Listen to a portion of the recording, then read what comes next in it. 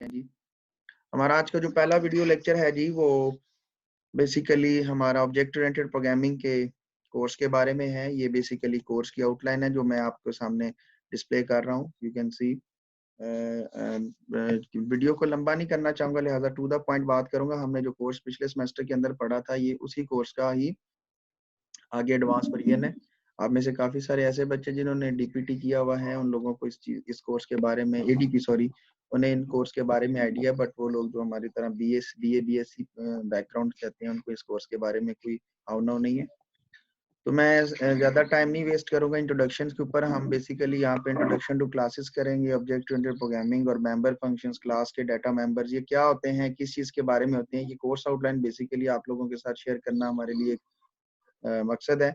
मैं इसके लिए जो बुक रिकमेंड करूंगा, वो हमारे पास बुक जौन सी है, जो बुक की रिकमेंडेड बुक है, वो बेसिकली मैं आपको रिकमेंड करूंगा और वो मैं ग्रुप पे पोस्ट भी कर दूंगा। बहुत ही अच्छी बुक है, बहुत ही डिसेंट बुक है, लेकिन अभी नहीं, अभी इंट्रोडक्शन लेक्चर्स के लिए मुझे थोड़ा सा मूव ऑन करना पड़ेगा किसी तरफ। हमारे पास जो हमारी रिकमेंडेड बुक है, वो हम यूज करेंगे fourth edition object oriented programming by Robert Lafore की। बहुत ही नाइस बुक है। और इस बुक का जो चैप्टर नंबर 6 है, अगर आप देख सकते हैं, तो मैंने डायरेक्टली चैप्टर नंबर 6 ही ओपन किया है।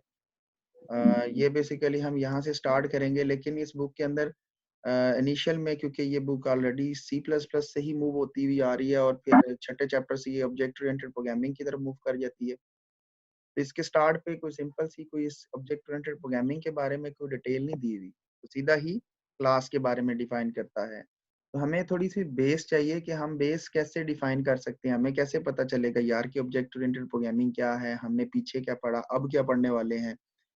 तो उसके लिए मैंने आप लोगों की ही बुक से, क्योंकि मैंने हमारे पास लाइव सेशन तो है नहीं है कि हम फेस टू फेस बात करें, तो मैंने आप ही की वो जो आईटी सीरीज की बुक है, उसी में से ही basics of object oriented programming chapter number 13, मैं इसके पेजेस निकाल लिए थे अभी सुबह ही, तो मैं वो भी आपके साथ शेयर करूंगा। तो आज के सेशन के अंदर हम सिर्फ देखते हैं कि ऑब्जेक्ट ओरिएंटेड प्रोग्रामिंग है क्या। बात करते हैं सबसे पहले ऑब्जेक्ट ओरिएंटेड प्रोग्रामिंग के बारे में। तो रीडिंग्स वगैरह बुक की आप खुद घर से करिएगा, बस आपकी अंडरस्टैंडिंग होनी चाहिए। तो मैं कहूँगा कि आप मेरी तरफ ध्यान दें, और अगर रीड कर सकते हैं मोबाइल्स के अंदर, तो आप वो भी रीडिंग भी उसके साथ ही रखें। तो फर्स्ट ऑफ ऑल सबसे पहली बात यह है कि object oriented programming basically dears एक ऐसी टेक्निक है जिसमें हम ऑब्जेक्ट के बिहाफ पे कोई प्रोग्राम करते हैं। देखिए, इससे पहले जो टेक्निक पढ़ी थी वो स्ट्रक्चर प्रोग्रामिंग थी। स्ट्रक्चर प्रोग्रामिंग के अंदर सबसे बड़ा मसला ये आता था कि वो प्रोग्रामिंग की जो डेफिनेशन है, उस टेक्निक की डेफिनेशन है कि write a program in the small module, small chunks, small piece of code. और हर जो पीस ऑफ कोड था वो क्या करता था, वो एक स्पेसिफिक टास्क परफॉर्म करता था। अगर वो एक स्पेसिफिक टास्क परफॉर्म करता था, तो उसका सबसे बड़ा ड्रॉबैक ये होता था कि हर मॉड्यूल को एक खास टास्क के लिए बनाना पड़ता था। लेकिन इसके बाद थोड़ा सा इस पे वर्क किया गया और एक अच्छी अप्रोच को अनाउंस किया गया, और वो थी हमारे पास ऑब्जेक्ट ओरिएंटेड प्रोग्रामिंग टेक्निक। इस टेक्निक के मदद से हम ऑब्जेक्ट के बिहाफ पे कोई भी प्रोग्राम राइट कर सकते हैं। अब आपके माइंड में क्वेश्चन आ रहा होगा कि सर ऑब्जेक्ट क्या है, कि आपने कहा कि एक ऐसी प्रोग्रामिंग टेक्निक जिसमें हम ऑब्जेक्ट के बिहाफ पे प्रोग्रामिंग करते हैं, तो फिर ऑब्जेक्ट क्या है। बेसिकली ऑब्जेक्ट कोई भी रियल वर्ल्ड के अंदर कोई भी इंस्टांस हो सकता है, anything in the real world. Real world के अंदर कोई भी चीज जो मौजूद होगी, हम उसे ऑब्जेक्ट कहेंगे। वो किसी भी प्लेस का नेम हो सकता है, वो किसी भी थिंग का नेम हो सकता है, वो कोई भी ऐसी चीज जो किसी चीज को रिप्रेजेंट कर रही है, ताकि पर्सन का नेम भी हो सकता है। फॉर एग्जाम्पल हम बात करते हैं, जैसे हमारे पास मार्कर हो गया, मोबाइल हो गया, लैपटॉप हो गया, ये सारे के सारे एक ऑब्जेक्ट की फॉर्म है। तो हम कह सकते हैं कि एक ऑब्जेक्ट है। चले, इस चीज के बारे में तो हमें पता चल गया कि एक ऐसी टेक्निक है जिसमें हम ऑब्जेक्ट के बिहाफ पे बात करते हैं। और ऑब्जेक्ट क्या है, बेसिकली हम कह सकते हैं कि ऑब्जेक्ट हमारे पास कोई भी ऐसी, अभी मैं इस पे एलोबरेट करूंगा, बेसिकली कोई भी रियल वर्ल्ड में कोई भी एंटिटी, कोई भी थिंग, उसे हम ऑब्जेक्ट कहते हैं। वो कहता है कि ऑब्जेक्ट है क्या, खुद कहता है जी कि object basically collection of data और इंफॉर्मेशन है। अगर हम यूं अल्फाज में बात करें, तो वो कहता है कि ऑब्जेक्ट है क्या, कहता है कि अगर हम ऑब्जेक्ट को अगर एक्सप्लोर करते हैं, तो ऑब्जेक्ट दो चीजों पर मुश्तमिल होता है। सबसे पहले उसके कैरेक्टरिस्टिक्स होते हैं, और दूसरे उसके फंक्शंस होते हैं। कहता है जी कि ऑब्जेक्ट्स और फंक्शंस, नीचे मैं साथ से इसलिए नीचे कर रहा हूँ ताकि ताकि मैं आपको डिफाइन कर सकूं। तो बात कर रहे थे कि ऑब्जेक्ट बेसिकली जो सा है वो अगेन वही बात कर रहा हूँ, ये उसी स्लाइड्स को नीचे लेके आया हूँ कि रियल वर्ड है सच एज अ पर्सन है, थिंग है, एक्स्ट्रा एक्स्ट्रा। कहता है ऑब्जेक्ट की दो चीजें होती हैं, आपके सामने आ रहा है स्लाइड के अंदर ही, जैसे कि प्रॉपर्टीज हैं और फंक्शंस हैं। ऑब्जेक्ट की प्रॉपर्टीज बेसिकली क्या है? ऑब्जेक्ट की प्रॉपर्टी से मुराद the characteristics of the object है। मैं फॉर एग्जांपल डिफाइन करता हूँ कि अगर हम बात करते हैं कि हमारे पास व्हीकल्स में बात कर लेते हैं, आसानी होगी। व्हीकल्स में अगर हम बात कर लेते हैं, कोई भी व्हीकल है, कार ही है, कार एक ऑब्जेक्ट है। तो बात करते हैं कि उसकी प्रॉपर्टीज क्या हो सकती हैं। उसकी प्रॉपर्टीज में फॉर एग्जांपल कार का मॉडल नंबर हो सकता है, कार का आईडी हो सकता है, कार का कलर हो सकता है, उसकी इंजन कैपेसिटी हो सकती है, उसकी सीटिंग कैपेसिटी हो सकती है। ये सारी की सारी उसकी प्रॉपर्टीज हैं। Basically these are the data. Functions क्या हो सकते हैं? फंक्शन उस ऑब्जेक्ट के बेसिकली एक्शन है, बिहेवियर है, the task that is perform by the object, ये उसके फंक्शंस होंगे। जैसे कार क्या है जी? भाई कार जो सी है वो चल सकती है, so we can say that it is start. हम चलने के लफ्ज को स्टार्ट कह देते हैं। या रुक सकती है, स्टॉप हो सकती है, रिवर्स हो सकती है। इसके अलावा ना तो कार उड़ सकती है, ना कार डूब सकती है। तो लिहाजा इसके तीन फंक्शंस होंगे, स्टार्ट, स्टॉप एंड रिवर्स। इसी तरह अगर हम पर्सन की बारे में बात करते हैं तो पर्सन, सबको आवाज आ रही है? यस सर जी, आ रही जी, है। ओके। समझ आ रहा है बात का कि क्या कह रहा हूं मैं? जी सर जी। ओके। अच्छा, दूसरी बात ये कि अगर हम बात करते हैं कोई और एग्जांपल को लेके, मैं अगर यहाँ पे नीचे से कोई एक एग्जांपल उठा लेता हूँ, कोई भी एग्जांपल, लाइक पर्सन के बारे में, देखें बुक के अंदर ही दिया हुआ है। अगर हम पर्सन के बारे में बात करते हैं तो पर्सन के अंदर मेंशन करता है वो कि लाइक अगर पर्सन है तो पर्सन एक ऑब्जेक्ट है। यस, एग्जैक्टली, पर्सन एक ऑब्जेक्ट है। तो सेम उस तरह उसके पास भी उसकी दो उसके पार्ट्स होंगे। The first one is the properties and the second one is the behaviour यानी फंक्शंस। अब फंक्शन के प्रॉपर्टीज में को हम नॉर्मली कैरेक्टरिस्टिक्स कहते हैं। तो कैरेक्टरिस्टिक्स क्या है? बेसिकली जैसे उसका एज हो गया, उसका वेट हो गया, उसका, उसके अलावा उसका आईडी हो गया, उसका सीएनएसई नंबर हो गया, उसका हाउस एड्रेस हो गया। तो these are the characteristics of the person. अब एक पर्सन क्या कर सकता है? कॉमन उसकी एग्जांपल है, पर्सन क्या कर सकता है जी? ये उसके फंक्शंस हैं, बिहेवियर है, एक्शन है। सी प्लस प्लस के अंदर और जावा के अंदर दोनों के बोलने की जो नोटेशंस हैं वो अलग अलग हैं। सी प्लस प्लस में बोला जाता है प्रॉपर्टीज, जबकि जावा में प्रॉपर्टीज की जगह पे बोला जाता है एट्रीब्यूट। सी प्लस प्लस में बोला जाता है कैरेक्टरिस्टिक्स या प्रॉपर्टीज, जबकि जावा के अंदर उनको एट्रीब्यूट्स के नाम से या कैरेक्टरिस्टिक्स के नाम से बोला जाता है। सी प्लस प्लस में उसके फंक्शंस को फंक्शंस बोला जाता है, एक्शन बोला जाता है, जबकि जावा के अंदर उसके फंक्शंस को बिहेवियर का नाम दिया जाता है। तो एक पर्सन क्या कर सकता है जी? एक पर्सन खा सकता है, सो सकता है, ठीक है जी। He can sleep, eat, try, walk, talk, read and so on. तो ये सारे के सारे उसकी रिस्पॉन्स हैं। रिस्पॉन्स से मुराद उसके एक्शंस हैं या फंक्शंस हैं। सेम इस तरह बाय डिफॉल्ट देखें, उसने कार की दी हुई है तो कार के अंदर देखें उसका मॉडल नंबर, प्राइस और उसका इंजन है। और इस तरह कार के अगर हम बात करते हैं उसके फंक्शंस के बारे में, तो ही कैन स्टार्ट है, स्टॉप, एक्सेलरेट है या फिर रिवर्स है। तो ये बेसिकली उसके एट्रीब्यूट्स को डिफाइन करता है। अभी तक हमने जो बात की है उसमें अगर हम गौर से देखें तो हमने बात की कि ऑब्जेक्ट ओरिएंटेड प्रोग्रामिंग खुद है क्या? एक ऐसी टेक्निक जो ऑब्जेक्ट के बेस पे हम प्रोग्राम लिखते हैं। ऑब्जेक्ट क्या है? हमने बात की कि कोई भी इंस्टांस है जो कि रियल वर्ल्ड में एग्जिस्ट करता है, कोई भी entity instance in a real world, this is known as an object. ये ऑब्जेक्ट है। भाई ऑब्जेक्ट खुद क्या है? वो कहता है बेसिकली वो कलेक्शन ऑफ डाटा और फंक्शन है। अब डाटा उसके कैरेक्टरिस्टिक्स बन जाएंगे, फंक्शन उसके एक्शन या रिस्पॉन्स बन जाएंगे। डाटा में क्या हो सकता है? जैसे फॉर एग्जांपल फिर मैं एग्जांपल दे रहा हूँ, जो कि सेशन हमें जो ज्वाइन कर रहे हैं अभी अभी रिसेंटली, कि फंक्शन डाटा क्या है? बेसिकली उसके कैरेक्टरिस्टिक्स हैं। कैरेक्टरिस्टिक्स से मुराद उसकी खसूसियात हैं। फंक्शन उसके रिस्पॉन्स है यानी एक्शन है that is perform by the object. मैंने सादे से एग्जांपल दिया है कार के बारे में कि अगर कार का मॉडल नंबर, कलर और प्राइस और engine number, engine power, seating capacity अगर उसके कैरेक्टरिस्टिक्स हैं तो उसके जो फंक्शंस हैं, कार कैन स्टार्ट है, स्टॉप है, एक्सेलरेट है, रिवर्स है, ये उसके फंक्शंस के अंदर आती है। यहाँ तक तो हमें बात समझ में आ गई कि भाई हम बात कर रहे हैं कि हमारे पास फॉर एग्जांपल एक ऑब्जेक्ट ओरिएंटेड के बारे में, ऑब्जेक्ट के बारे में तो हमें समझ में आ गई। बट हमें अभी भी स्टिल हम इस चीज से बी अवेयर हैं कि हम ये ऑब्जेक्ट्स आते कहाँ से हैं, तो ये ऑब्जेक्ट कहाँ से आते हैं।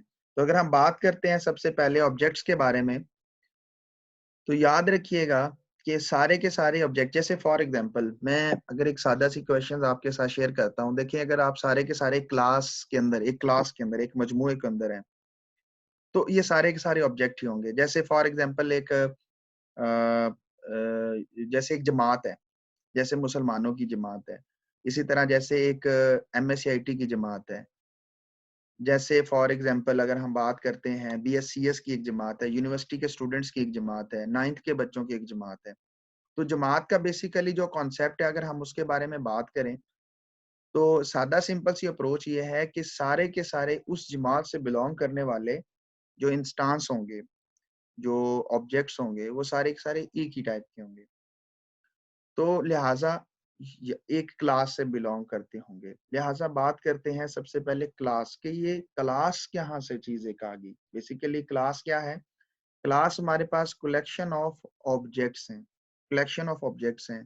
कौन से ऑब्जेक्ट्स हैं? That having the same properties and functions.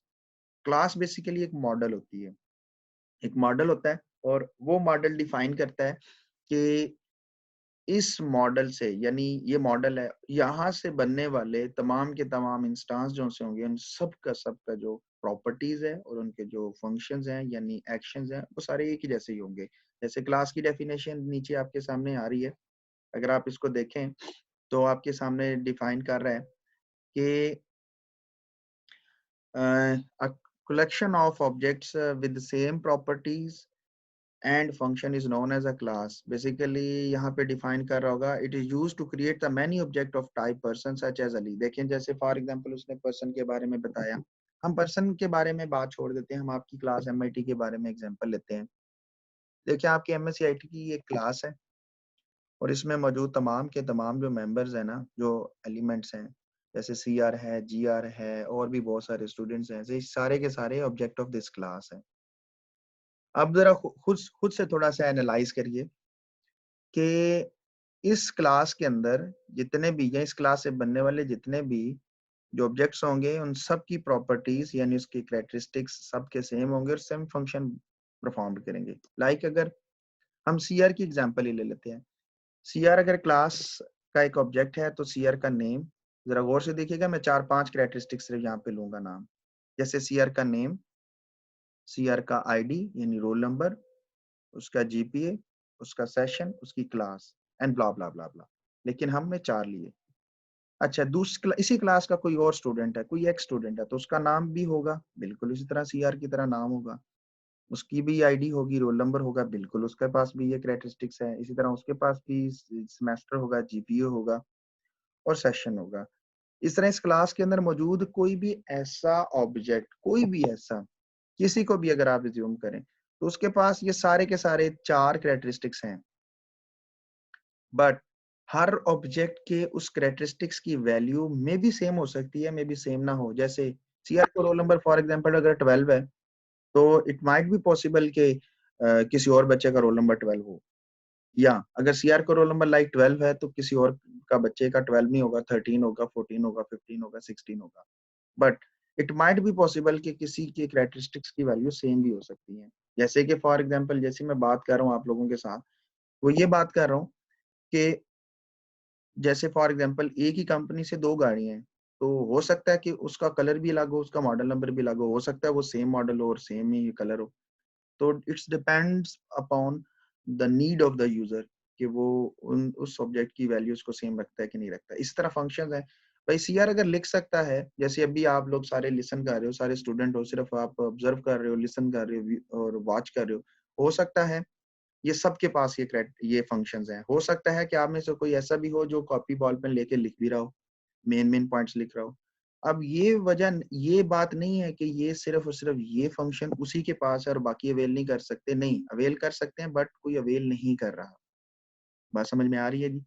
तो ये बेसिकली उसके फंक्शंस हैं। यहाँ तक किसी को कोई प्रॉब्लम है वो बात कर सकता है जी। No sir, okay. ओके जी।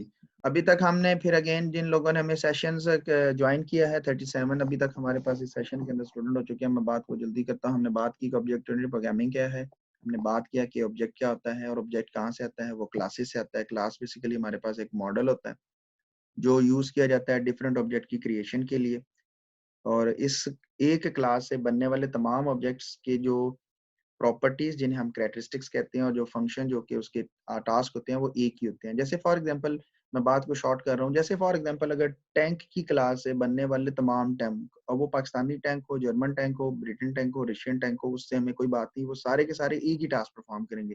टैंक का जो टास्क है वो वही परफॉर्म करेगा, उसके कैरेक्टरिस्टिक्स वही होंगे। इसी तरह एक ही क्लास के अंदर से बिलोंग करने वाले, जैसे कि अगर हम अभी बात कर रहे थे स्टूडेंट के बारे में, क्योंकि स्टूडेंट की क्लास के अंदर से बनने वाले ऑब्जेक्ट सारे के सारे सेम ही प्रॉपर्टीज के होंगे और सेम ही फंक्शंस के होंगे। बात करते हैं सबसे पहले कि how to declare a class. हम क्लास को डिक्लेयर कैसे करेंगे, ये तो बातें हमने वर्बल बात कर ली, लेकिन हम क्लास को डिक्लेयर कैसे करेंगे। मैं क्लास की डिक्लेरेशन के लिए, मतलब सिंटैक्स ऑफ द क्लास के लिए, मैं चाहूंगा कि मैं सीधा कोड ब्लॉक की तरफ मूव करूं, ताकि मैं सबको दिखा सकूं कि कोड ब्लॉक बेसिकली वर्क कैसे करता है। तो मैं चाहूंगा कि हम कोड ब्लॉक की तरफ मूव करें, ताकि मैं सभी को कोड ब्लॉक के बारे में थोड़ा सा डिफाइन कर सकूं। ये जो डिक्लेरेशन वगैरह की जो चीजें हम बात कर रहे हैं, ये सब की सब हम कोड ब्लॉक के जरिए ही हम इसको डिफाइन करते हैं। कोड ब्लॉक,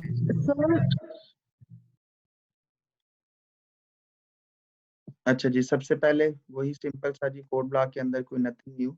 हम क्लास जो कि ऑलरेडी मेरे पास एक फंक्शन बना हुआ है, हम बात करते हैं सबसे पहले क्लास के बारे में। तो डियर्स, यहाँ तक हमारा जो सेशन था जिसमें हमने सिर्फ एक ऑब्जेक्ट ओरिएंटेड प्रोग्रामिंग के बारे में थोड़ा सा व्यू किया। आप चाहें तो अपनी स्क्रीन को जूम करके भी कोड को मजीद बड़ा कर सकते हैं, ये आपके पास चॉइस है। बात करते हैं सबसे पहले how to declare a class. तो डियर, सबसे तरफ अपनी तवज्जो सारी इस तरफ रखिएगा, और कॉपी और बॉल पेन रखें। अगर कोई भी क्वेश्चंस हो तो लास्ट सेशन के अंदर हम क्वेश्चनिंग आंसरिंग का कर सकते हैं, और अगर किसी को कोई प्रॉब्लम आती है तो वो ड्यूरिंग द सेशन भी वो क्वेश्चन कर सकता है कि सर मुझे इस चीज़ के बारे में समझ नहीं आ रही। क्योंकि मैं ज़्यादा टाइम नहीं वेस्ट कर रहा, क्योंकि उतनी ही बड़ी वीडियो हमारी होगी, तो मैं सेशन को शॉर्ट कर रहा हूँ और चाहता हूँ कि मैक्सिमम।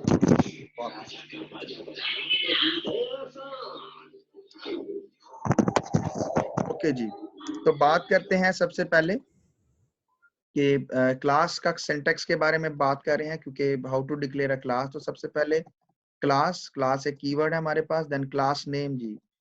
क्लास नेम अगर आप गौर से देखें तो मैंने इसे कंबाइंड डिफाइन किया है, अगर आप गौर से देख सकते हैं तो। क्लास नेम बेसिकली हमारे पास क्या होगा, याद रखिएगा एक सबसे बड़ी चीज, कि क्लास जो नेम है हमारे पास वो आइडेंटिफायर होता है। आइडेंटिफायर है, यानी क्लास का जो नेम होगा, याद रखिएगा, वो बिल्कुल उसी तरह ही डिक्लेयर करना पड़ेगा जैसे कि आप एक वेरिएबल का नाम डिक्लेयर करते हैं। जैसे कि इसके स्टार्ट पर कोई नंबर नहीं आ सकता, इसके स्टार्ट पर नंबर नहीं आ सकता। हाँ, हम इसे अंडरस्कोर से स्टार्ट कर सकते हैं। क्लास के नाम के दरमियान में स्पेस नहीं आ सकती, कोई स्पेशल सिंबल नहीं आ सकता। इसके अलावा एक क्लास का जो नाम है वो 32 लेटर्स तक हो सकता है। ये बेसिकली क्लास की डिक्लेरेशन है। This is called, the whole thing is called class header. इसे क्लास का, जैसे कि मैंने पिछले में भी आप लोगों को बताया था, क्लास हेडर, इसे क्लास का हेडर कहा जाता है। इसके बाद this is called class body. Class body, class body बिल्कुल उसी तरह ही है डियर। अगर आपको थोड़ा सा, अगर आप if you remember this one, अगर आप ये चीज रिमेंबर करें तो आप लोगों ने ये स्ट्रक्चर में भी पढ़ा था, but this is known as STRUCT। Struct के नाम से पढ़ा था, और इसमें स्ट्रक्चर का नेम होता था, और ये स्ट्रक्चर का हेडर होता था, और नीचे वाला जो चीजें थी वो स्ट्रक्चर बॉडी, स्ट्रक्चर बॉडी कहलाती थी। These scopes define the class body same as it is the structure body, और this is the termination of the class, same उसी तरह जैसे कि स्ट्रक्चर के अंदर टर्मिनेशन पॉइंट होते थे। अगर हम थोड़ा सा बात करते हैं मजीद इसके बारे में, तो what is the difference between structure and class. Sir हमने क्लास अभी आपने बनाई, ये तो लुक लाइक का स्ट्रक्चर है, बट सर ये स्ट्रक्चर इज अनदर थिंग, ये क्लास इज अनदर थिंग। तो सर ये हमें इस चीज के बारे में समझ नहीं आई। देखें, स्ट्रक्चर जो है वो स्ट्रक्चर प्रोग्रामिंग को अप्रोच करता है, बट जो क्लास है वो ऑब्जेक्ट ओरिएंटेड प्रोग्रामिंग को अप्रोच करता है। मैंने भी डिफरेंशिएट नहीं किया इन चीज़ों को डिटेल के साथ कि ये क्या चीज़ें हैं, बट मैं मूव कर रहा हूँ थोड़ा सा स्पीडली अपने कंटेंट की तरफ। एक सबसे पहली चीज़ याद रखिएगा, जो क्लास और स्ट्रक्चर्स के अंदर दोनों को अलग-अलग करती है, these are basically access specifier. Access specifiers भी कहते हैं, मॉडिफायर्स भी इसे कहते हैं, जो आपको बेस्ट अप्रोप्रिएट वर्ड लगे इसके लिए, एक्सेस स्पेसिफायर या मॉडिफायर। बाय डिफॉल्ट याद रखिएगा, बाय डिफॉल्ट इसके अंदर पब्लिक एक्सेस स्पेसिफायर होता है। ये मैंने जब आपको पढ़ाया था तो मैंने आपको डिस्कस किया था कि इसमें by default public access specifier है, but as comparatively structure classes के अंदर by default private access specifier है। अब बात आप करेंगे कि सर हमें समझ नहीं आई कि ये प्राइवेट, मैंने आपको पढ़ाया था जब स्ट्रक्चर और प्रोग्रामिंग फंडामेंटल, तो मैंने बयान किया था कि व्हाट इज एक्सेस स्पेसिफायर और पब्लिक एंड प्राइवेट। बट मैं रिकॉल करना चाहूंगा, याद रखिएगा कि एक चीज, वन मोर थिंग, इस स्ट्रक्चर के अंदर डिफाइन होने वाले तमाम के तमाम मेंबर जो होते हैं वो बेसिकली स्ट्रक्चर्स मेंबर हैं, स्ट्रक्चर्स मेंबर्स हैं। और इसी तरह यहाँ पर डिफाइन होने वाले सारे के सारे मेंबर जो हैं वो क्लास मेंबर्स हैं। तो सारे के सारे इस बॉडी के अंदर डिफाइन होने वाले मेंबर्स प्राइवेट होंगे विद एक्सेस स्पेसिफायर, और ये वाले by default public access specifier से डिफाइन होंगे। अब एक्सेस स्पेसिफायर हैं क्या? बेसिकली हमारे पास तीन किस्म के क्लासेस के अंदर तीन किस्म के एक्सेस स्पेसिफायर्स पाए जाते हैं। फर्स्ट ऑफ वन, अगर मैं बात करता हूं तो पहला हमारे पास प्राइवेट आता है, दूसरा हमारे पास प्रोटेक्टेड आता है, और तीसरा हमारे पास, अगर हम बात कर रहे हैं एक्सेस स्पेसिफायर की, तो वो हमारे पास पब्लिक आता है। बिल्कुल सेम मैं फिर वही बात करना चाहूंगा यहाँ पे कि स्ट्रक्चर्स के अंदर बाय डिफॉल्ट पब्लिक था, बट क्लासेस के अंदर by default private access specifier है। तो what is the difference between public, private and protected? Protected को मैं यहाँ पे एलैबोरेट नहीं करना चाहूंगा, इसको हम अगले किसी सेशंस सर के जी अंदर डिफाइन करेंगे। बात करते हैं कि प्राइवेट एक्सेस स्पेसिफायर क्या है। वो कहता है कि प्राइवेट एक्सेस स्पेसिफायर बेसिकली एक ऐसा एक्सेस स्पेसिफायर है that restrict the class members to access only within the class. मैं दोबारा बयान करना चाहूंगा कि the private access specifier restrict the class members to access outside of the class. It only define the class members can access within the class rather than to access outside the class. Same as it is. What about the private public access specifier? The public access specifier not only allow the class member to access within a class, it also allow to access the class member outside the class. It means to say कि class के जो class के अंदर define होने वाले ऐसे member जो private access specifiers होंगे वो सिर्फ क्लास के अंदर होंगे, वो क्लास से बाहर नहीं होंगे। और इसी तरह अगर क्लास के अंदर डिफाइन होने वाले मेंबर्स अगर पब्लिक एक्सेस स्पेसिफायर से डिफाइन होंगे तो वो क्लास के ना सिर्फ अंदर एक्सेस होंगे बल्कि आउटसाइड भी एक्सेस होंगे।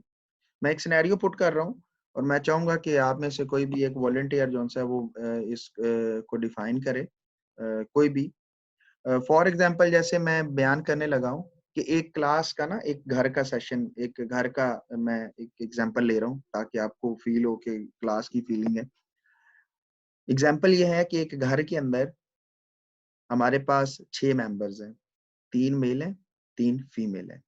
मैं ये ताकि आपको कभी भी एक्सेस स्पेसिफायर्स में प्रॉब्लम ना आए। 3 मेल हैं और 3 फीमेल हैं। अब मेल के बारे में बात करते हैं। मेल आपके फादर हैं, मेल आप हैं और आपका छोटा भाई है।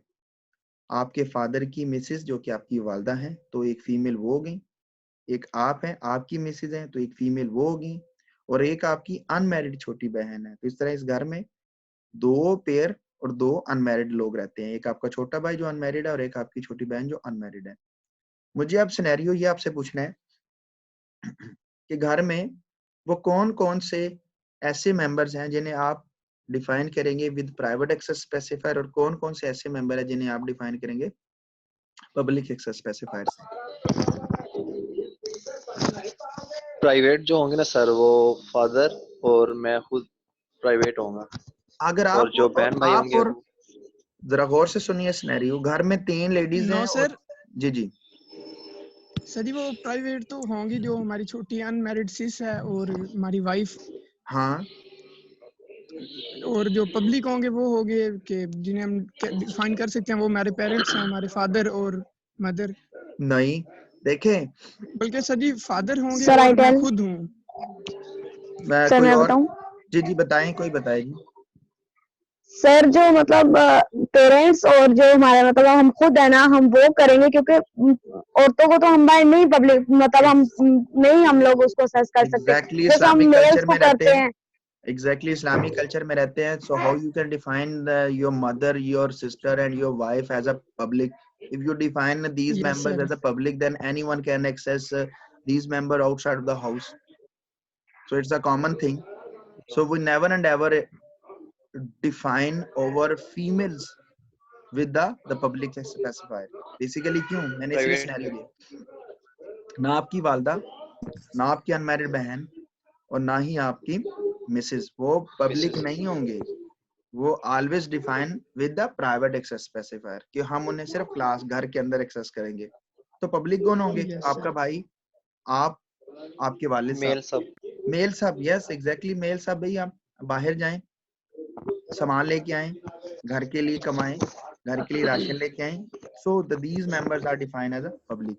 अब बात करते हैं प्रोटेक्टेड क्या है, मैं थोड़ा सा देना चाहूंगा यहाँ पे भी बात।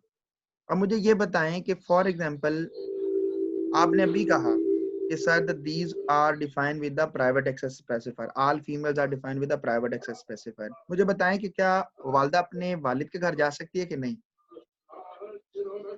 श्योर सर, सर जा जा सकते जा सकती है। सकती जा सकती हैं। Exactly, जा सकती है। और इस तरह के आपकी मिसेज अपने वालिद साहब के घर नहीं जा सकती? जा सकती हैं सर जी। जा एग्जैक्टली सकती हैं क्योंकि सर। वो उनके लिए नामहरम नहीं है, महरम है। और मैं बेसिकली सिनेरियो इसलिए घर का लिया कि we are Muslim and we know that कि घर में महरम और नामहरम का कॉन्सेप्ट क्या है। तो बात यहाँ पे यही मैं बयान कर रहा हूँ कि अब these two are defined with the protected access specifier। अच्छा, मैं सिनेरियो को थोड़ा और खींचना चाहूंगा 1 मिनट के लिए। मुझे बताएं कि क्या आपकी वालदा अपने ग्रैंडफादर के घर नहीं जा सकती? जा जा सकती सकती हैं हैं। यस सर जी। सर। और उनके भी ग्रैंडफादर, उनके भी ग्रैंडफादर और grandfather and grandfather and grandfather and grandfather and grandfather till to sir ji हजरत बस आदम करें। अलैहिस्सलाम, ये तो दाऊद बहुत हजरत ज्यादा, आदम ये तो बहुत लंबा लिस्ट हो सर जाएगा। ये तो ऐसी यस बिल्कुल। चलें, अच्छा है आप लोग अंडरस्टैंड करें इस बात को। याद रखिएगा कि यस सर।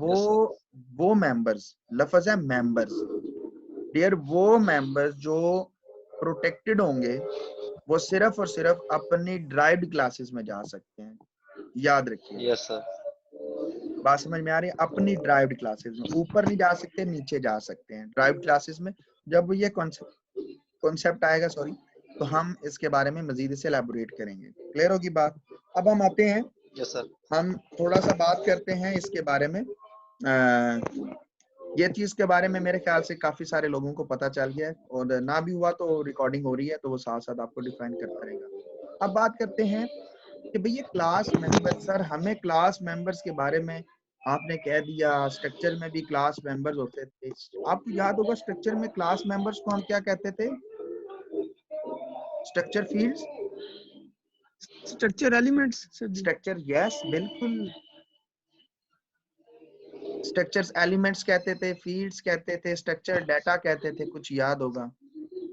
और क्लासेस के अंदर बेसिकली ये जो मेंबर्स हैं, these are divided into 2 parts. Variable हाँ जी, 2 पार्ट्स, नहीं हम इन्हें पब्लिक एंड वेरिएबल नहीं पब्लिक। कहेंगे जी। अब these are divided into 2 parts, याद रखिएगा। the first one is the data and the second one is the functions। मैं बयान करना चाहूंगा, मैं ऐसे बात नहीं छोड़ूंगा। डाटा, अब ये जो डाटा डाटा है ओके। इसे कभी डाटा नहीं बोलना, लिसन प्लीज, डाटा नहीं बोलना, मैं सिर्फ बयान कर रहा हूँ data and function, but these are the member of the class, these are the data members. और इसी तरह these are the member function, member function. Yes member function. अब सर माइंड में क्वेश्चन आता है, सर ये डाटा मेंबर, मेंबर फंक्शन यहाँ पे आ गए, यहाँ पर ये डाटा स्ट्रक्चर के अंदर सिर्फ एक ही मेंबर्स पाए जाते थे कि टाइप के, और वो सिर्फ और सिर्फ आपके डाटा मेंबर होते थे जो डाटा को स्टोर करने के लिए यूज होते थे। बस क्लास के अंदर ये मेंबर्स दो किस्म के होते हैं। The first one is the data member, गौर से सुनिएगा, that is used to hold the characteristics of the object. The data members are those members that is used to hold, store the characteristics of the object. And what about the member functions? The member functions are basically those functions that is used to perform the task on the object. ये basically ऐसे functions होंगे जो आपके data members के ऊपर कोई task perform करेंगे, कोई action perform करेंगे, जिससे डाटा को मैनिपुलेट किया जा सके ताकि ऑब्जेक्ट की कैरेक्टरिस्टिक्स को ना सिर्फ बनाया जा सके बल्कि उस ऑब्जेक्ट्स की कैरेक्टरिस्टिक्स के हम कोई फायदा भी उठा सकें। क्लियर होगी बात जी? Yes sir. हाँ जी, ये दो मेंबर्स थे। अच्छा, यहाँ तक तो हमें पता चल गया जी कि हमारे एक्सेस स्पेसिफायर्स क्या होते हैं। क्लास के अंदर पब्लिक एक्सेस स्पेसिफायर पाए जाते हैं। स्ट्रक्चर के अंदर हमारे पास क्लास के अंदर प्राइवेट एक्सेस स्पेसिफायर होता है बाय डिफॉल्ट, और स्ट्रक्चर के अंदर सिर्फ एक ही एक्सेस स्पेसिफायर होता है। This is known as the private access specifier. Public हम बात करते हैं एक सादा सी बात क्लास के बारे में कि how you can define a class, कि हम क्लास को कैसे डिफाइन करेंगे। सबसे पहला क्वेश्चन आपके माइंड में यही आता है। तो मैं बगैर किसी चीज के वेस्टेज ऑफ एनी टाइम, तो मैं डायरेक्टली एक क्वेश्चन पुट करता हूं और हम बात करते हैं कि ये क्वेश्चंस डिफाइन क्या कर रहा है। मैं क्लास फंक्शंस को छोटा करता हूं ताकि सबको रीडेबल हो एक ही स्क्रीन पे।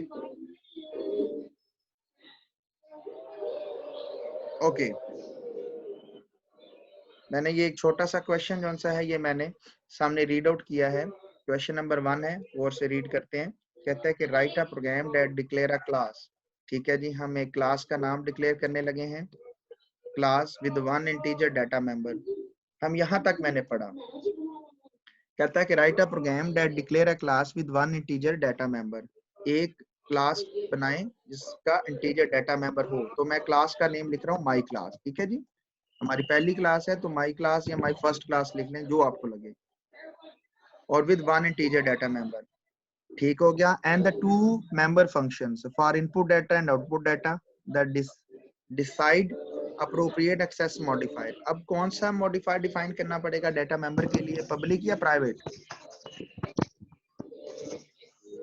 सर असेस कर सकते हैं तो सर पब्लिक होगा। अगर आप पब्लिक कर देंगी, चलें बात आपकी मान लेते हैं।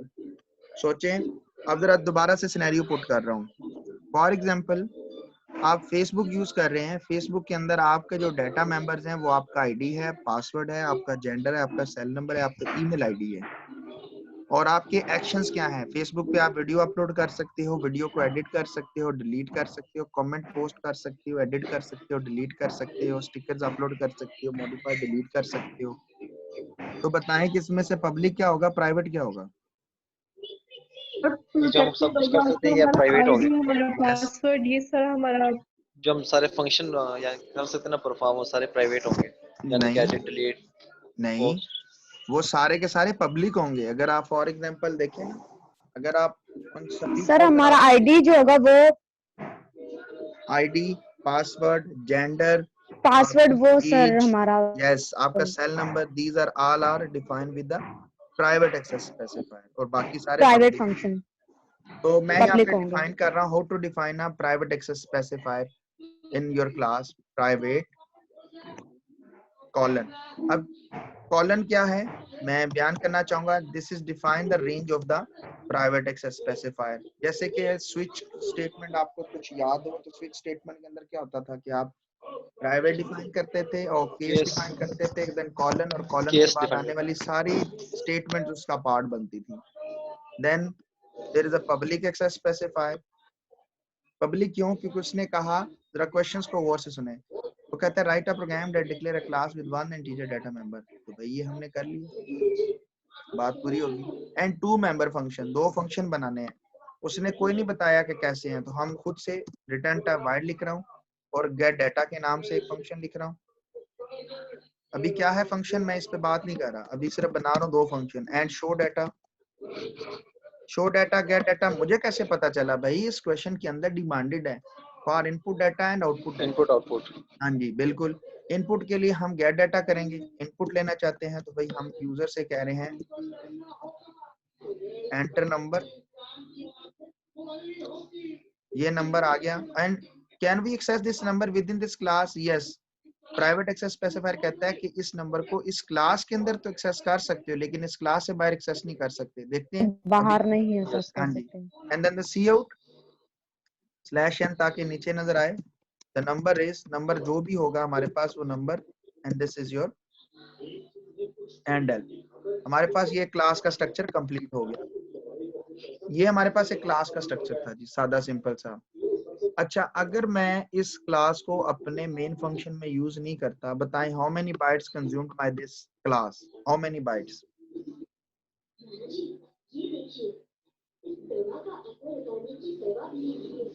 को बताना चाहेगा how many sir bytes? Only हम लोग एक नंबर को एक्सेस कर रहे हैं तो एक नंबर की बाइट आई थिंक नहीं आएगी। होती होगी। देखे ना, सादा सी बात है कि अगर आपने इस क्लास को फॉर एग्जांपल अपने प्रोग्राम में बनाया, बट आपने इस क्लास को यूज नहीं किया, तो बिल्कुल स्ट्रक्चर की तरह this is also known as the user defined data type. जब आपने इस क्लास को बनाया और आपने इस क्लास को आगे फर्दर यूज नहीं किया अपने प्रोग्राम के अंदर, आपने इसका कोई भी ऑब्जेक्ट नहीं बनाया, इस यूजर डिफाइंड डाटा टाइप को आपने यूज नहीं किया अपने प्रोग्राम में, तो भाई इसने तो तो जीरो ये सर बाइट जी मेमोरी लेगी ही नहीं। यस एग्जैक्टली, वो नहीं 0 बाइट लेगी। तो जी कैसे सर। हम उसका ऑब्जेक्ट क्रिएट करेंगे? So how to create the object of a class same as it is as in our previous sessions के हम जैसे स्ट्रक्चर का लेकिन सर जब हम उसका स्ट्रक्चर में जैसे करते थे सर। जी बोलें। लेकिन सर जब हम उसका ऑब्जेक्ट क्रिएट करेंगे तब तो वो लेगी ना तो बाइट, भाई जगह लेगी। अभी हम वही तो बात करने लगे हैं ना, कि हम उसी को ही तो बनाने लगे हैं कि माई क्लास का ऑब्जेक्ट अच्छा। बना रहे हैं, दिस इज ओबीजे। जैसे ही ओबीजे बनाएंगे ये मेमोरी कंज्यूम करेगी। लिसन, मैंने फिर कहा मेमोरी कंज्यूम करेंगे, और यहाँ पे एक मैं नया वर्ड फायर कर रहा हूँ, एक स्पेशल मेंबर फंक्शन एग्जीक्यूट होगा। मैं यहाँ पे मेंशन कर रहा हूँ, a special member function called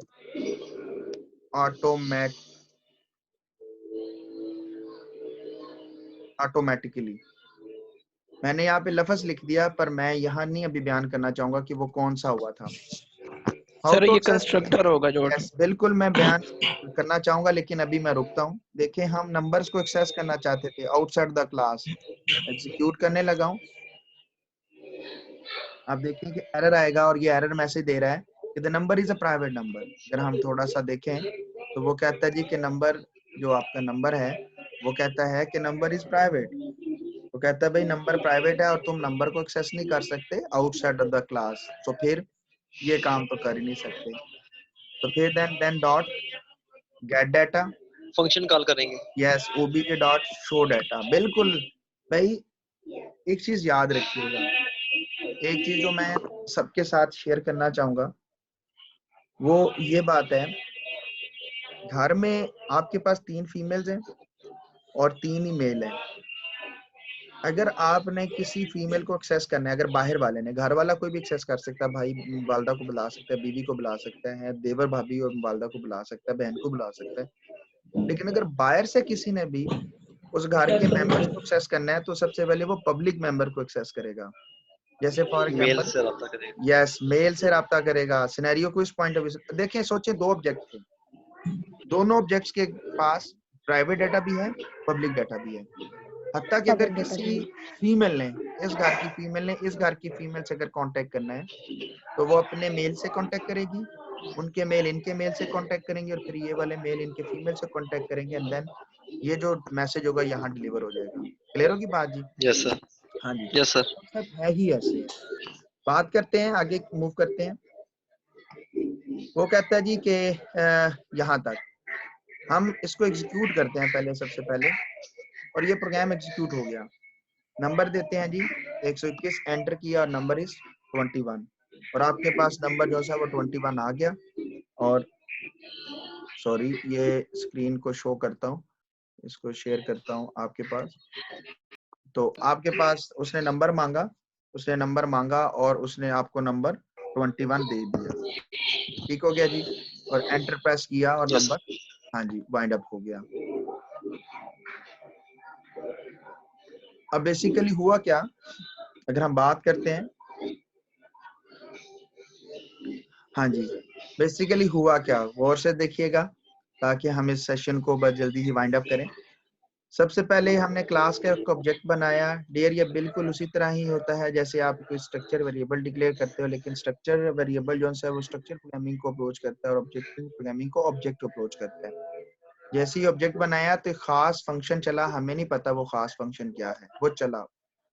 उसके बाद OBJ dot get data, dot operator structure programming की तरह मैं फिर से बयान करना चाहूंगा कि डॉट ऑपरेटर जो है वो यूज किया जाता है कि वो क्लास या स्ट्रक्चर्स के मेंबर्स को एक्सेस करने के लिए यूज किया जाता है। When we are using the dot operator with the OBJ, तो वो कहता है कि गेट डाटा, जो गेट डाटा फंक्शन है वो इन्वोक हो रहा है, कॉल्ड हो रहा है वाया ओबीजे। ओबीजे क्या है, माई क्लास का ऑब्जेक्ट है और गेट डाटा भी माई क्लास का ही एक मेंबर फंक्शन है। कंट्रोल सीधा जो है वो गेट डाटा के अंदर चला जाता है। गेट डाटा का फंक्शन एग्जीक्यूट हो रहा है, वो कहता है एंटर नंबर, मैसेज आता है एंटर नंबर। और यहाँ पर ये नंबर किस चीज का बन गया, तो एक चीज याद रखिएगा हमेशा के लिए कि यहाँ पर हुआ क्या, बेसिकली यहाँ पर हुआ कुछ ये है कि आपके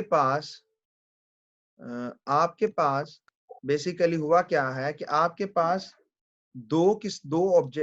एक ऑब्जेक्ट बन गया, आपके पास एक ऑब्जेक्ट बन गया, दिस इज कॉल्ड ओबीजे। जब वो स्पेशल टाइप का एक फंक्शन बना था तो उसने यहाँ पर बेसिकली एक ऑब्जेक्ट की मेमोरी जो कि नंबर था वो डिफाइन कर दिया, उसने उसको डिफाइन कर दिया। और मैं बयान करूंगा, तो जब आपने माई नंबर जो कि एंटर नंबर, जो कि आपने एक नंबर लिया, तो जो भी नंबर आपने लिया वो बेसिकली नंबर यहाँ पर एंटर हो गया। लाइक अगर आपने यहाँ पर, अगर फॉर एग्जांपल आपने यहाँ पे 30 लिया, 40 लिया, 80 लिया, व्हाटएवर जो भी आपने लिया वो यहाँ पर स्टोर हो जाता है। मैं लाइक यहाँ पे 3 के बारे में बात करता हूँ कि उसने 3 लिया और वो 3 का 3 स्टोर हो गया इसके अंदर ही। अब कैसे पता चला कि गेट डाटा ने जो नंबर लिया था वो ओबीजे ही में दिया था। चलें फॉर एग्जांपल मैं 2 ऑब्जेक्ट क्रिएट कर लेता हूँ, ओबीजे1, ओबीजे2। ओबीजे1 ठीक है गेट डाटा करता है, फिर ओबीजे2 गेट डाटा करता है। और फिर उसके बाद अगर हम बात करते हैं ओबीजे2 के पहले शो करवा देते हैं, जानबूझ के करवाया मैंने ये भी। और फिर मैं ओबीजे1 को शो करवाता हूँ, सॉरी ओबीजे2 को पहले करवा लेते हैं और ओबीजे1 को बाद में करवा लेते हैं। तो क्वेश्चन ये है कि अब हमारे पास 2 ओबीजे बन गए, एक ओबीजे1 है और एक ओबीजे2 है हमारे पास। तो हमें कैसे पता चलेगा जी कि भाई which number is belongs to OBJ one and which number is belongs to OBJ two. तो हमारे पास ये ओबीजे सेम इसी तरह इसके पास भी भाई एक नंबर आ गया, सेम नंबर है, और इसमें मैं लाइक 80 दे देता हूँ या 8 दे देता हूँ। अब रीजन ये है कि हमारे पास 2 ओबीजे बने। कैसे, मैंने ये पहले ड्रॉ कर दिया ताकि मैं यहाँ पे एलाबोरेट कर सकूं। जैसे ही ओबीजे1 बना एक खास फंक्शन चला, फिर ओबीजे2 बना एक खास फंक्शन चला। ओबीजे1 डॉट गेट डाटा बच्चों कंट्रोल इस फंक्शन के अंदर आएगा, गेट एंटर नंबर लेगा और वो नंबर इस नंबर में या इस नंबर किस में होगा, भाई जिस ऑब्जेक्ट ने इस फंक्शन को एक्सेस किया है, इन्वोक किया है, कॉल किया है, ये फंक्शन उसी के लिए चलेगा। ओबीजे1 ने इसको कॉल की थी तो लिहाजा इसके अंदर आने वाले तमाम डाटा मेंबर ओबीजे1 के होंगे, लिहाजा यहाँ पे नंबर को 3 को स्टोर करेगा। बॉडी खत्म, कंट्रोल वापस आएगा, 33 लाइन पे आएगा, ओबीजे2 कंट्रोल वापस ऊपर जाएगा, एंटर नंबर मैसेज स्क्रीन आएगा। अब नंबर जो आ रहा है वो ओबीजे2 का है क्योंकि इसको इन्वोक ओबीजे2 ने किया हुआ है। इसके बाद ओबीजे2 डॉट शो, सेम उसी तरह शो का फंक्शन ओबीजे2 के लिए एक्सेस हो रहा है, तो वो रेदर देन कि वो ओबीजे1 को एक्सेस करेगा, वो ओबीजे2 को एक्सेस करेगा क्योंकि के नंबर को, क्योंकि उसे ओबीजे2 ने इन्वोक किया हुआ है। इसी तरह ओबीजे1 तो ओबीजे1 शो करेगा। अगर हम इस स्क्रीन को रन करते हैं, अगर मैं स्क्रीन को रन करूं तो आप देख सकते हैं कि मैं पहला नंबर दे रहा हूं 3, दूसरा नंबर दे रहा हूं 8, तो आपके पास number is 8 and number is 3। उसने ये नहीं किया, हाँ जी बिल्कुल, उसने ये नहीं किया कि जनाब वो सीधा सीधा जो है वो चला गया और वो कहता है कि भाई नहीं मैंने तो अपनी मर्जी से एक्सेस करना नहीं, उसने वही एक्सेस किए जो उसके राइट बनते थे। तो ये छोटा सा कॉन्सेप्ट था बेसिकली क्लास के बारे में कि हम क्लास कैसे डिक्लेयर करते हैं, उसके एक्सेस स्पेसिफायर्स हमें बेसिकली रिस्ट्रिक्ट करते हैं। This number is restricted to access within the class, हम इनको बाहर एक्सेस कर सकते हैं। हमने क्लास के 2 ऑब्जेक्ट बनाए, ठीक है जी, जिसमें से एक obj1 obj2 है। obj1 और 2 को हमने डाटा लिया, इसी तरह हम obj1 और obj2 से डाटा को शो करवा दिया। 2-3 बातें हैं जो छोटी छोटी हैं जो मैं बयान करना चाहूंगा। अब ध्यान इधर रखिएगा। सबसे पहली बात ये थी कि मैंने ये लाइन लिखी हुई है कि स्पेशल मेंबर फंक्शन जो सा है ये ऑटोमेटिकली कॉल होता है। This special member function is called constructor. मैं यहाँ पे बयान करना चाहूंगा, ये अलग से एक टॉपिक है, हम उस पर अलग से सेशन करेंगे, लेकिन सिर्फ बयान करना कि मैंने ये जो लफ्ज लिखा था मैं इसके बारे में बयान करना चाहूंगा। देखें, प्रोग्राम की स्टेटमेंट के अंदर कोई कंस्ट्रक्टर नहीं लिखा हुआ, कोई चीज डिफाइन ही नहीं है, बट इसके बावजूद वो कहता है जी कि कंस्ट्रक्टर आ गया, कुछ स्पेशल फंक्शन आ गया, हमारा काम है बताना। देखें, जैसे ही obj1 बना, उसने कहा कि a special member function will be called automatically. तो हुआ क्या कि एग्जीक्यूशन टाइम पे कंट्रोल आया, उसे तो कोई ना मिला। वो कहता है यहाँ पे तो कोई ऐसा मेंबर फंक्शन ही नहीं है जो कि ऑटोमेटिकली कॉल हुआ होगा, लेकिन हुआ जी, बिल्कुल हुआ। कंट्रोल वापस आया, obj2 आया, there is a comma separation कि हम मल्टीपल ऑब्जेक्ट्स क्रिएट कर रहे हैं। कंट्रोल दोबारा obj2 के लिए भी आया, लेकिन यहाँ पे कोई भी ना मिला। तो भाई ये क्या हुआ जी कि कोई भी ना मिला। रीजन इज दैट, याद रखिएगा कि जब वो कंट्रोल पहली बार obj1 के लिए आया था तो यहाँ पर वाकई ही उसे कोई मेंबर फंक्शन नहीं मिला, special type of member function. This is called constructor, constructor बनाने वाला। वो कहता है यहाँ पर कोई भी कंस्ट्रक्टर नहीं मिला, स्पेशल टाइप होगा, स्पेशल फंक्शन होगा, कैसे बनेगा बनाएंगे, वो बात की बातें हैं। सिर्फ लिसन के मैंने ये जो बात लिखी है ये इसको मैं एलेबोरेट कर रहा हूँ। वो कहता है कि यहाँ पे कोई स्पेशल मेंबर फंक्शन तो मिला ही नहीं है भाई, जिसका नाम कंस्ट्रक्टर है, जो खुद ही कॉल हो रहा है। तो कंपाइलर कहता है डोंट वरी, तुमने नहीं बनाया तो हम तुम्हें यहाँ पर एक डिफॉल्ट कंस्ट्रक्टर डिफाइन कर देंगे। डिफॉल्ट कंस्ट्रक्टर ये बेसिकली एक ऐसा कंस्ट्रक्टर होता है जो लैंग्वेज की तरफ से, कंपाइलर की तरफ से हमें मिला है कि अगर आप खुद से कंस्ट्रक्टर नहीं बनाते तो डिफॉल्ट कंस्ट्रक्टर चलेगा। इस कंस्ट्रक्टर का काम क्या है, इसका पर्पस क्या है? इसके 2 बेसिक पर्पस हैं। पहला पर्पस इसका याद रखिएगा कि ये डिक्लेयर करता है ऑब्जेक्ट को, यानी ऑब्जेक्ट डिक्लेरेशन। ऑब्जेक्ट डिक्लेरेशन करता है। ऑब्जेक्ट डिक्लेरेशन से मुराद है कि उसकी मेमोरी क्रिएट करता है, ठीक हो गया, एंड ब्ला ब्ला ब्ला ब्ला और जो चीजें हैं। दूसरा, ना सिर्फ उसको डिक्लेयर करता है बल्कि इनिशियलाइज द ऑब्जेक्ट भी करता है। Initialize the object. तो ये 2 काम करता है। सबसे पहले याद रखिएगा किसी भी कंस्ट्रक्टर के 2 ही काम है, वो अपना हो या डिफॉल्ट हो। कंस्ट्रक्टर के बारे में बयान कर रहा हूं, एक ऐसा special type of member function है that is automatically called when the object of the class is being created. याद रखिएगा क्लास का ऑब्जेक्ट जैसे ही क्रिएट होगा, वो चाहे यहाँ बनाओ मेन में, वो चाहे नीचे कहीं फंक्शन में बनाओ, वो चाहे यहाँ बैठ के बनाओ, वो चाहे यहाँ बैठ के बनाओ, देखें कहाँ कहाँ क्लिक कर रहा हूँ, चाहे आर्गुमेंट्स के पैरामीटर्स में बनाओ, क्लास के अंदर कहीं बनाओ, मेन में कहीं बनाओ, मेन से बाहर कहीं बनाओ, जहां मर्जी बनाओ भाई, एक स्पेशल मेंबर फंक्शन चलेगा। This is called constructor. Constructor का काम क्या है? इसके 2 बेसिकली फायदे हैं, यदि ये 2 टास्क परफॉर्म करता है। The purpose of the constructor, first one, declaration of the object. ये ऑब्जेक्ट को डिक्लेयर करवाता है, यानी उसकी मेमोरी बनाता है। वो जो डब्बा बनाया था ना यहाँ पे मैंने, जिसमें नंबर बना था, वो कंस्ट्रक्टर ने बनाया था। फिर उसके बाद initialization of the construct of the object, initialize the object. Initialize से मुराद उसको वैल्यू इनिशियलाइज करेगा। भाई हमने तो सर यहाँ पे कोई चीज नहीं दी, यह तो खाली बना पड़ा हुआ है, कोई वैल्यू पास नहीं की, तो फिर किससे इनिशियलाइज किया?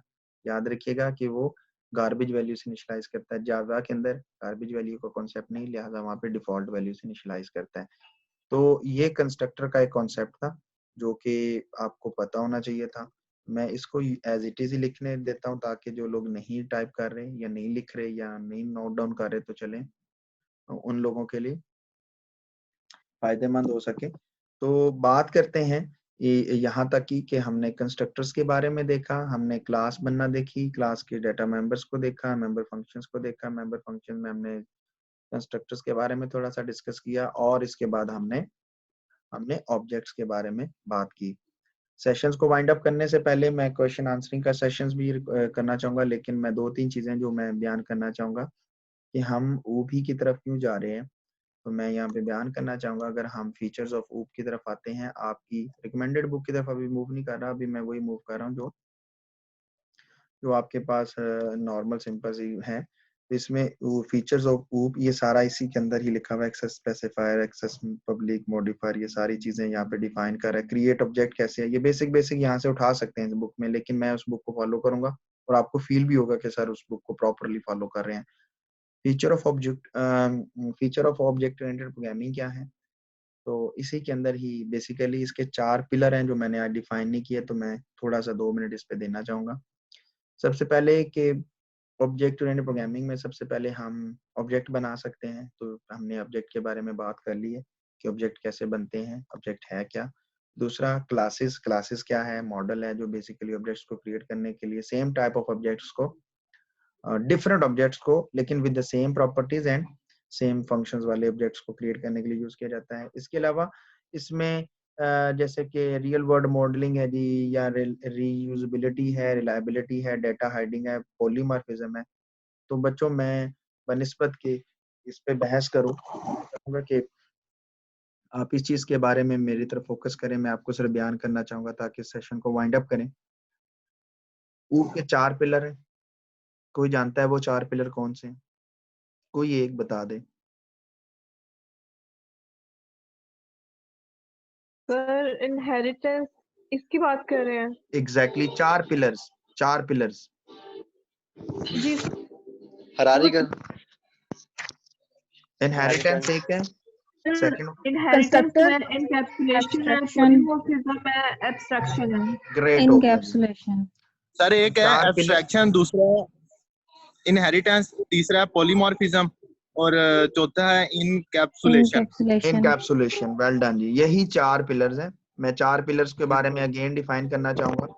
पहला बात करते हैं, ये उसके फीचर्स में आ जाता है। वो लोग जिन्होंने कभी ऊप पढ़ी नहीं है, ऑब्जेक्ट ओरिएंटेड और प्रोग्रामिंग नहीं पढ़ी, उन लोगों के लिए 4 पिलर्स थे। पहला पिलर्स ये इसके फीचर्स में आ जाता है। फीचर में ऑब्जेक्ट आ गया, क्लास आ गई, रियल मॉडलिंग आ गई, ये सारा रीयूजेबिलिटी उसी में आ जाएगी। पहला पिलर जी इनकैप्सुलेशन मतलब कैप्सूल कर देना, हाइड कर देना, चीजों को छुपा देना, चीजों को हाँ। देखें हमने स्ट्रक्चर के अंदर कोई पब्लिक प्राइवेट नहीं देखा, बट अगर आप देखें तो हमने क्लासेस के अंदर प्राइवेट देखा, पब्लिक देखा, प्रोटेक्टेड देखा। तो हम अपने डाटा को हाइड कर रहे हैं रियल वर्ल्ड से, ऐसा ही है। तो हाइडिंग का कॉन्सेप्ट हमें मिला कहाँ से? हाइडिंग का कॉन्सेप्ट हमें मिल गया उधर से, एक्सेस स्पेसिफायर्स की मदद से। हाँ, ये हो गया पहला फीचर, इनकैप्सुलेशन। दूसरा है एब्स्ट्रैक्शन। एब्स्ट्रैक्शन का मतलब होता है मिला हुआ, जुड़ा हुआ, इकट्ठा, मजमुआ, जमात की फॉर्म। देखें एक ही ऑब्जेक्ट के अंदर डाटा, एक ही ऑब्जेक्ट के अंदर डाटा भी आ रहा है, फंक्शंस भी आ रहे हैं, तो 2 चीजें इकट्ठी आ रही हैं, तो लिहाजा दिस इज कॉल्ड एब्स्ट्रैक्शन। मैं बात को बाद में एलैबोरेट करूंगा, अगले लेक्चर्स में एलैबोरेट कर दूंगा। Number 3 one is inheritance reusability के बारे में आता है। स्ट्रक्चर प्रोग्रामिंग में रीयूजेबिलिटी नहीं होती थी, बट इनहेरिटेंस में रीयूजेबिलिटी होती है। पहले से बनी हुई क्लासेस से नई क्लास बना ली। रियल लाइफ एग्जांपल देना चाहूंगा आप में, हम इनहेरिटेंस की एग्जांपल है। पहले से बनी हुई क्लासेस से नई क्लासेस बनी, मैं अपने वालिदैन से बना, आप अपने वालिदैन से बने, तो इसमें भी आगे टाइप है, सिंगल इनहेरिटेंस है, मल्टी इनहेरिटेंस है। हम मल्टी इनहेरिटेंस की एग्जांपल है, 2 या 2 से ज्यादा। हजरत ईसा अलैहिस्सलाम सिंगल इनहेरिटेंस की एग्जांपल है, जो कि अल्लाह ताला के मिरेकल से, क्रिश्मस से पैदा हुए, लेकिन एक ही थे, माँ से पैदा हुए। तो सिंगल इनहेरिटेंस भी है, मल्टी इनहेरिटेंस भी है। तो रीयूजेबिलिटी का कॉन्सेप्ट आता है। जैसे फॉर एग्जांपल देखें, यूनिवर्सिटी का आपने एडमिशन सिस्टम दिया था ना, देखा होगा, आपने ऑनलाइन अप्लाई किया था, आप लोगों ने सारा एडमिशन लिया था। तो अगर हमने टाइम टेबल बनाना था, आपके एग्जाम फर्स्ट सेमेस्टर के कंडक्ट करने थे, तो हमने आपकी क्लासेस में जाके आपसे आपके नेम, आपके फादर नेम, आपके सेल नंबर, आपका डाटा नहीं लिया, बल्कि उसी ही से ले लिया था।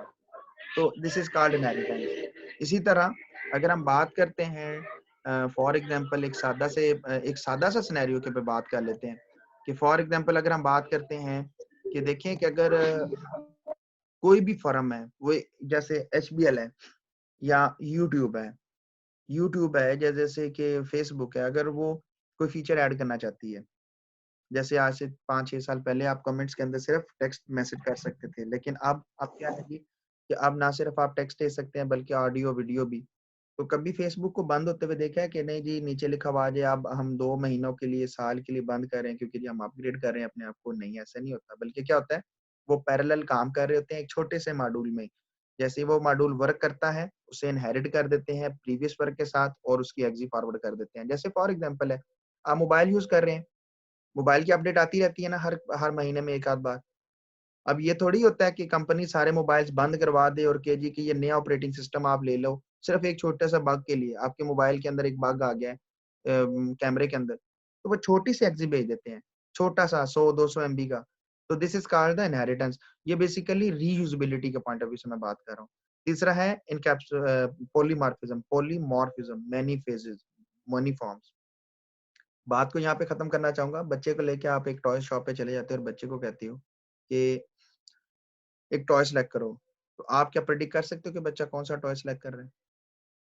हो सकता है वो बोट ले ले, हो सकता है वो व्हीकल्स में से, कारों में से ले ले, हो सकता है कि वो स्टफ टॉयज ले ले, हो सकता है वो गुड़िया या डॉल हाउस सेलेक्ट कर ले, नहीं पता। लेकिन आपको इस चीज के बारे में कंफर्म है कि वो बच्चा वो टॉय ही लेगा रेदर देन वो जूस लेगा, कैंडी लेगा। क्यों? क्योंकि आप टॉय शॉप पे खड़े हो।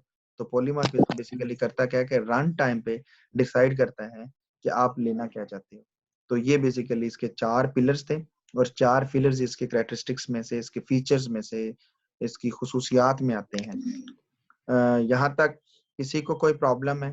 अब हम ओपन डिबेट करते हैं। यहाँ तक हमारा जो सेशन था जिसके अंदर हमने बात की, अगर किसी को यहाँ तक कोई प्रॉब्लम है तो काइंडली वो मेरे साथ शेयर करे ताकि हम फर्दर मोर आगे।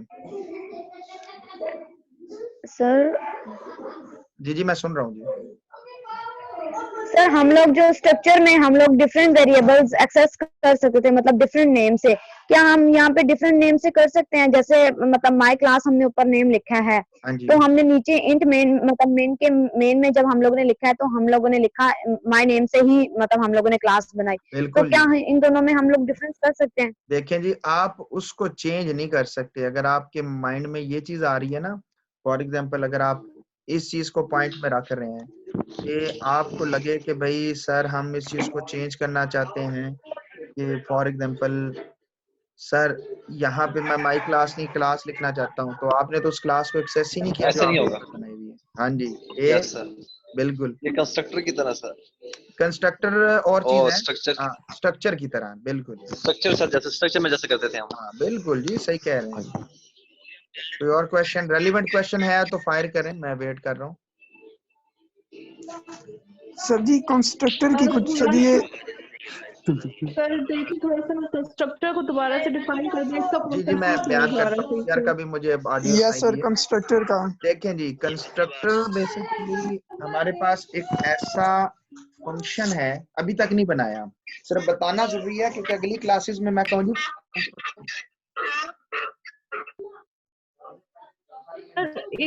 इस प्रोग्राम में कंस्ट्रक्टर कहाँ पे यूज हो रहा है, ये नहीं समझ आ रही। हाँ ये पॉइंट बहुत अच्छा है। मैं फिर यह बयान करना चाहूंगा कि यहाँ कंस्ट्रक्टर बना ही नहीं हुआ, यहाँ कंस्ट्रक्टर नहीं है, लेकिन मेरा बयान करना बनता है कि अगर मैं 2 क्लासेस के बाद कहता जी ये कंस्ट्रक्टर भी यहाँ मौजूद है, तो आप कहते सर आपने पिछली 2 क्लासेस में तो कंस्ट्रक्टर बोला ही नहीं है। तो मैं यहाँ पे यही तो कह रहा हूँ कि भाई कंस्ट्रक्टर है बट वो यहाँ पर विजिबल नहीं है। क्यों? क्योंकि यहाँ पर हमें डिफॉल्ट कंस्ट्रक्टर मिला हुआ है। समझ आ रही है बात? कंपाइलर की तरफ से। एग्जैक्टली कंपाइलर की तरफ से बाय डिफॉल्ट ना सर, बाय डिफॉल्ट कंपाइलर की तरफ से मिला हुआ है। अगर हम अपने पास से बनाएंगे तो वो कहेगा वो उसको बनाना पड़ता है और यस वो उसका अलग डिक्लेयर करना पड़ता है उससे। हाँ जी, वो मैं अभी नहीं बनाऊंगा, वो हम अगली क्लासेस में बनाऊंगा। तो आपको सिर्फ और सिर्फ यहाँ पे ये है कि कंस्ट्रक्टर है लेकिन कंपाइलर की तरफ से है। उसका काम क्या है? ना सिर्फ वो भाई ऑब्जेक्ट को डिक्लेयर करता है बल्कि इनिशियलाइज भी करता है। अब ये जो ऑब्जेक्ट बना है ना, ये जो ओबीजे जब इसे रन किया तो ये जो ओबीजे के अंदर आप वैल्यूज ले रहे हो, ये जो चीज आप ले रहे हो, ये जो वैल्यूज दे रहे हो नंबर 1 के अंदर और ये दो दे रहे हो आप नंबर 2 के अंदर, ये कंस्ट्रक्टर ने ही इस नंबर को कंस्ट्रक्टर बनाया के था थ्रू मेमोरी है। में। क्लियर हो यस बात? सर। हाँ जी बिल्कुल, ये यस चीज यस सर। सर। ये कंस्ट्रक्टर ने ही बनाया था। क्लियर होगी बात? यहाँ तक किसी को मसला? Yes object sir. 1 and object 2 जो है, ओबीजे सर 1 एंड ओबीजे 2 जो गिवन है, हाँ जी, और constructor sir as a default constructor है। कोई एक बोले, वो एक बच्ची बोल रही थी, क्या कहा उन्होंने क्वेश्चन?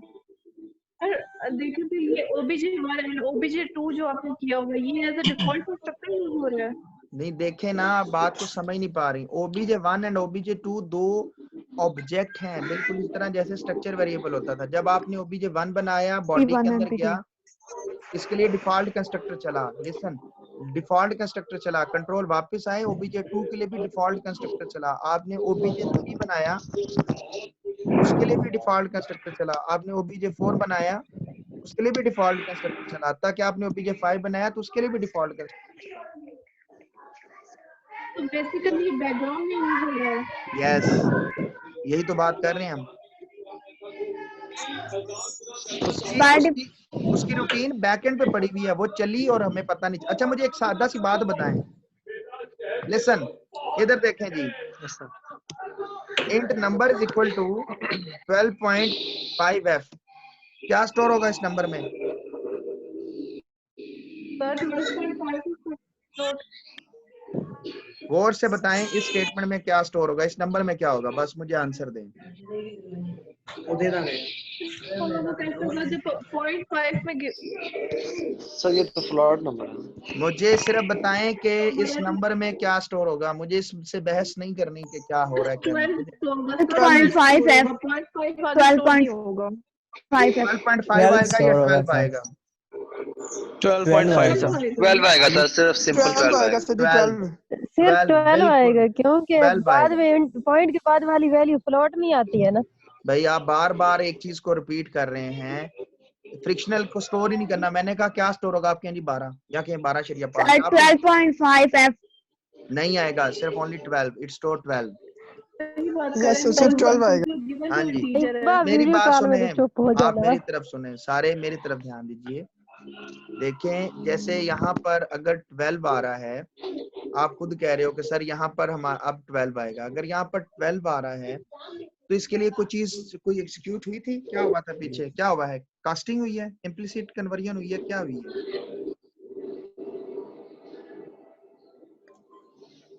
सर इसमें हमने डाटा टाइप तो उसे मेंशन किया है कि ये इंट टाइप है, इंटीजर टाइप।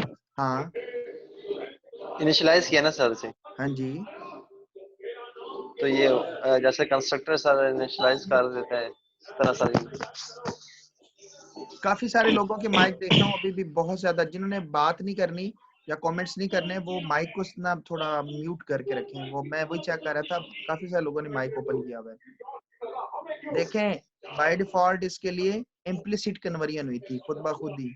अब ये इम्प्लिसिट कन्वर्जन के लिए पीछे ऑलरेडी एक बिल्ट इन फंक्शन दिया हुआ था जो खुद ब खुद चला, तो वही कंस्ट्रक्टर भी बिल्ट इन दिया हुआ है, डिफॉल्ट है तो वो भी खुद ब खुद चला। उसके लिए रूटीन बनी हुई है, वो रूटीन हमें नजर नहीं आई क्योंकि वो रूटीन हमने नहीं बनाई, वो तो कंपाइलर ने बना के दिया। Constructor basically default constructor yes है। सर। हाँ जी, बात समझ आ गई होगी आई थिंक सो सबको।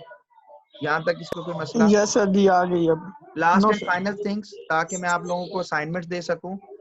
लिसन गौर से देखें, अगर मैं ओबीजे 2 को खुद से नहीं देना चाहता था, जरा गौर से सुनिएगा, मैं मेन से देना चाहता हूँ। मैं ओबीजे 2 को मेन से 45 देना चाहता हूँ, क्या करना पड़ेगा? मेन से 45 देना यहाँ चाहता हूँ इनिशियलाइज करना पड़ेगा जी। क्या करना पड़ेगा? सर, यहाँ पे फिर इनिशियलाइज करना पड़ेगा। नहीं, इसके लिए एक फंक्शन बनाना पड़ेगा और उस फंक्शन का नाम मैं सेट डाटा रख रहा हूँ। उसके अंदर एक मैं पैरामीटर n पास कर देता हूँ, दिस इज कॉल्ड नंबर, ठीक है, और नंबर को उस n से इनिशियलाइज कर दूंगा। अब मुझे इस फंक्शन को कॉल करना पड़ेगा। यहाँ पर किसको करवाना है? मैंने ओबीजे 2 को करवाना है, ओबीजे 1 को नहीं करवाना। ओबीजे 1 तो ऑलरेडी मेरा सेट है, इसमें 45 से करवाऊंगा। तो जरा गौर से देखिएगा, this is called set data function.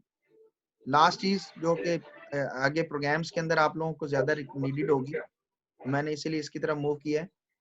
देखें उसको 45 दिया हुआ था, वो देखें 45 उसका मिल गया। Yes sir.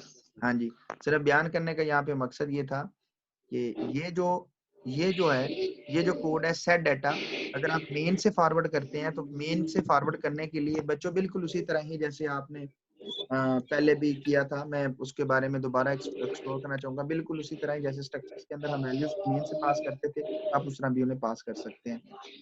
यहाँ तक किसी को कोई प्रॉब्लम है?